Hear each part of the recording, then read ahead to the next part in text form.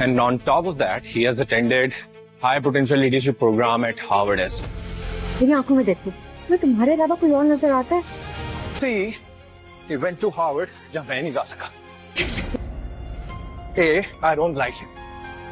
सामन को अबू बकर से जेलसी शुरू हो जाती है। वो उसकी प्रोफाइल चेक करता है और उसकी प्रोफाइल देखकर हैरान रह जाता है कि अबू बकर मैकेनिकल इंजीनियर है, और ये देखकर मज़ीद हैरान हो जाता है कि उसने हाई पोटेंशियल लीडरशिप प्रोग्राम भी अटेंड किया है। और उसे मज़ीद झटका तब लगता है जब उसे ये पता चलता है कि अबू बकर ने हार्वर्ड यूनिवर्सिटी से ये सब किया है।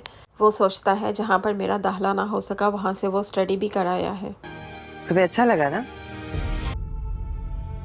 मैकेनिकल इंजीनियर है. Why did you stalk him? Why did you Google him? And why are you so interested in him all of a sudden?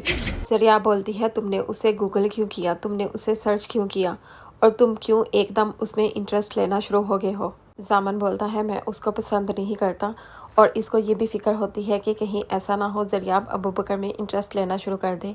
Zariyab उसे बोलती है, मेरी आंखों में देखो, इनमें तुम्हें अपने अलावा कोई और नज़र आता है। दूसरी तरफ जरियाब दादी से बोलती है कि वो अच्छा लड़का है अबू बकर। दादी बोलती है, तुम्हें अच्छा लगा ना?